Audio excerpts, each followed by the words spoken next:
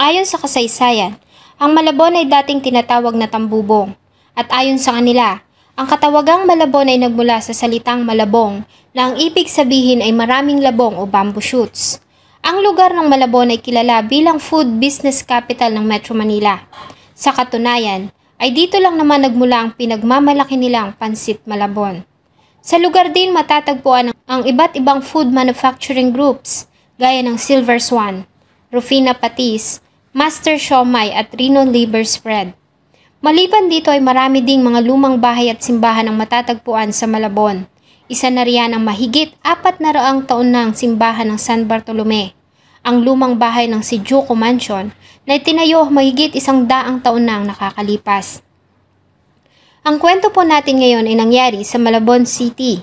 Ito ay ang natagpuang mula ng buhay na katawan ng isang pet lover na dalaga noong 2022 sa loob ng kanyang inuupahang bahay.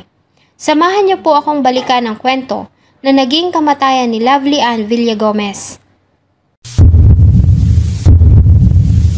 Bago ko po simulan ang ating story, sa mga bago po sa channel ko, please hit the subscribe button at pakipindot na rin po ang ating notification bell para ma-notify kayo sa mga bago nating upload na videos.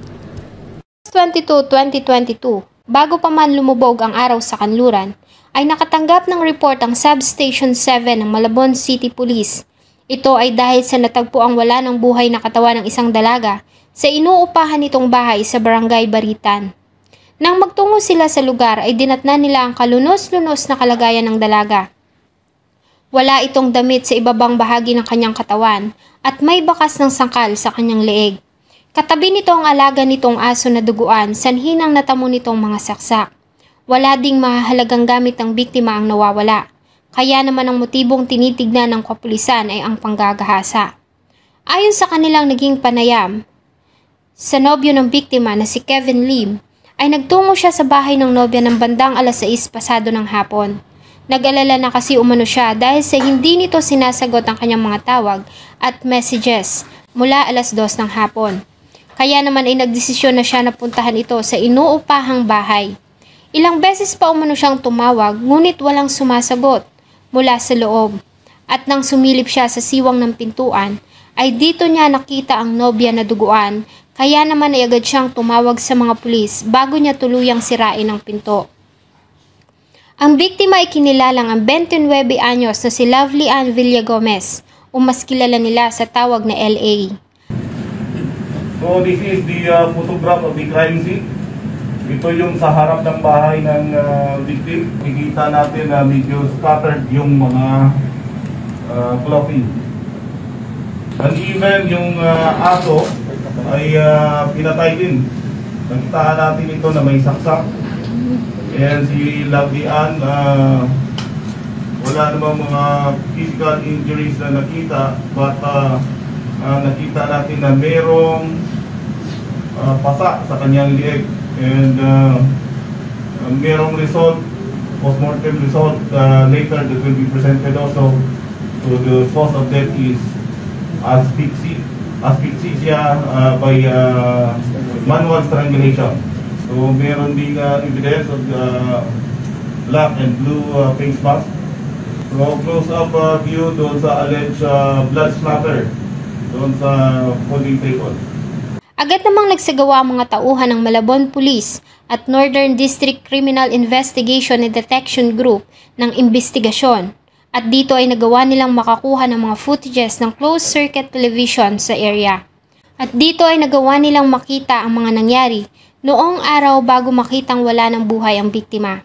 Sa kuha ng CCTV noong tanghaling tapat ng August 22, 2022, ay nakitang lumabas si LA sa kanyang inuupahang bahay kasama ang alaga nitong aso na si Chanzi.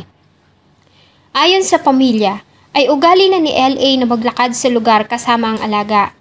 Habang naglalakad ay napansin ang isang lalaki na nakasuot ng printed na itim na damit at may dalang sports bag. Ang sumunod sa dalaga hanggang sa bumalik ito sa tinutuluyan.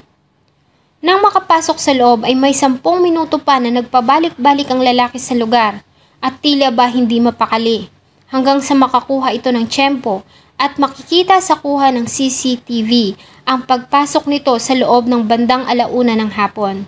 Makalipas ang 55 minuto ay nakitang muli ang lalaki na lumabas ng bahay. Ngunit nakasuot na ito ng kulay dilaw na damit at dala pa din ito ang kanyang sports bag. Sinundan ng mga pulis ang daan na tinahak nito at muli silang nakakuha ng isa pang kuha ng CCTV kung saan ay makikitang sumakay ito sa pampaseherong e-trike. Kinabukasan August 23, 2022 ay nagsagawa ng follow-up investigation ng grupo. Dito ay nagtanong-tulong sila sa lahat ng driver ng pampaseherong e-trike sa area kung nakita nila ang lalaki na nakuhaan ng CCTV. Ginawa niya yung krimen ay sumakay siya ng e-trike. So, na-trace din natin yung driver ng e-trike and kung saan siya binaba doon sa Pantihan, Barangay Flores, Malabon City. Personal sinamahan nito sa lugar kung saan ito ibinaba ang pasahero, sa Barangay Flores. Ngunit hindi na nila natagpuan ang hinahanap sa lugar. Ayon sa tiyahin nito ay umalis na doon ang lalaki na nasa CCTV na positibo nilang kinilala na ang 26 years old na si J. Mark Reyes, isang construction worker.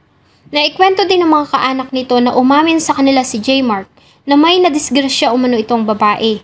Nang hingi pa umano ito ng pamasahe at maaari umanong nagtungo ito sa bahay ng kanyang lolo sa Malolos, Bulacan.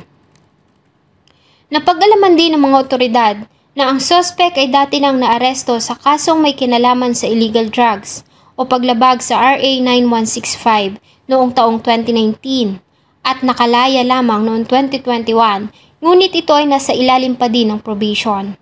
Agad na nagsagawa ang grupo ng manhunt operation at nagtungo sa itinurong bahay ng lolo ng suspect sa Bulacan. Alas 5 ng madaling araw ay inaresto nila ito habang natutulog. Nagawa nilang ma-recover ang kulay dilaw na damit na suot nito nang umalis sa crime scene sa loob ng dala nitong sports bag.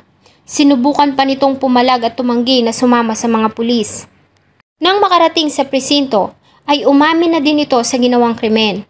Ayon sa kanya, ay nakursunadahan lamang umano niya ang dalaga. Una niya umanong pinatay ang alaga nitong aso dahil sa tumatahol ito at natatakot siya na makuha nito ang atensyon ng mga kapitbahay. Dito ay nakita siya ng dalaga. Sa takot ay nasakal niya ito hanggang sa mawalan ito ng buhay bago niya ito ginawa ng masama. Nagawa pa nitong maglinis ng katawan at magpalit ng damit bago umalis sa lugar. Ang suspect ay sinampahan ng kasong pagpatay, panggagahasa, resistance at disobedience to the persons of authority sa Prosecutor's Office ng Malabon. Nagpasalamat naman ang pamilya ni LA sa Philippine National Police, Crime Investigation Department Group at Malabon City Police sa kanilang naging mabilis na aksyon at paghuli sa suspect.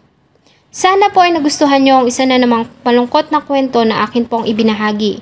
Marami pong salamat sa patuloy na pagtangkilik sa akin pong mga videos. Huwag niyo pong kalimutang mag-iwan ng saloobin at suggestion sa atin pong comment section. Thank you so much po and see you in my next video.